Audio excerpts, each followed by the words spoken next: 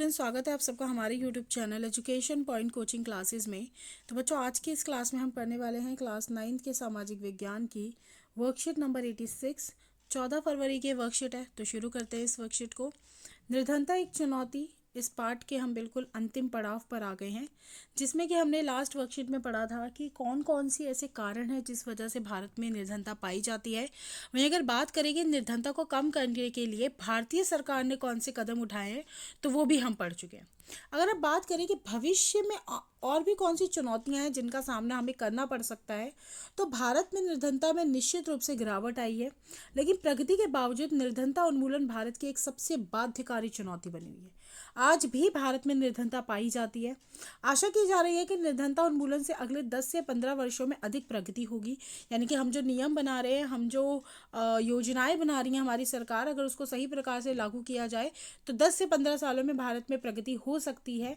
यह मुख्यतः उच्च आर्थिक समृद्धि लाएगी, सार्वजनिक निःशुल्क प्राथमिक शिक्षा पर जोर दिया जाए, जनसंख्या विकास में जो गिरावट है उसका आना बहुत ज़रूरी है। वहीं महिलाओं और समाज के आर्थिक रूप से कमजोर वर्गों के बढ़ के सशक्तिकरण के कारण ही संभव हो पाएगा। वहीं अगर बात करें बुद्धिजीवियों की, तो उनका कहना है कि निर्धनता की अवधारणा का विस्तार मानव निर्धनता तक कर देना चाहिए, और आशा है कि अगले दशक के अंत तक सभी लोगों को केवल आय के संदर्भ में न्यूनतम आवश्यक आय उपलब्ध करा सकेंगे। यानी कि एटलीस्ट लोग अपनी बेसिक आवश्यकताएं कर सके, जिसमें कि वो अपने स्वास्थ्य सेवा, शिक्षा, स्वराज, जो रोजगार सुरक्षा उपलब्ध कराना, लैंगिक समानता, वही निर्धनता का सम्मान जैसी बड़ी चुनौती अभी भी हमारे सामने मौजूद है।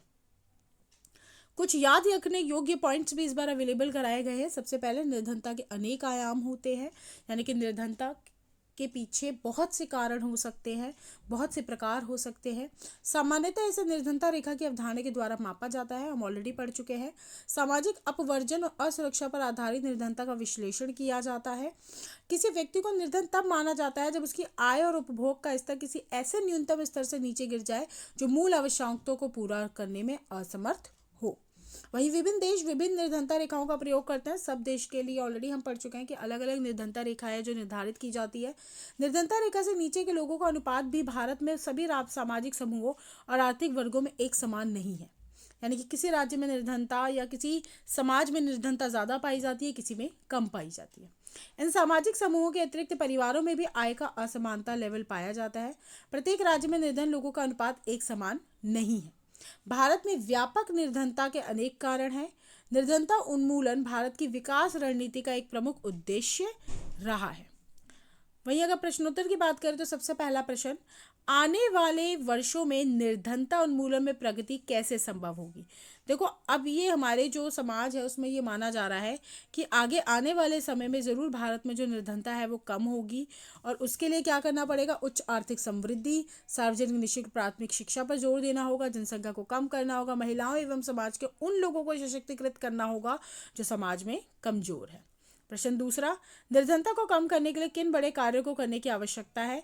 तो सबसे पहले यही वाले पॉइंट्स अगेन रिपीट होने वाले हैं बेटा हमारे, कि अगर निर्धनता को कम करना है तो उच्च आर्थिक समृद्धि बढ़ानी पड़ेगी, सार्वजनिक निःशुल्क प्राथमिक शिक्षा पर जोर देना पड़ेगा, जनसंख्या विकास में गिरावट होनी चाहिए, महिलाओं एवं आर्थिक रूप से कमजोर लोगों को सशक्तिकृत किया जाना चाहिए।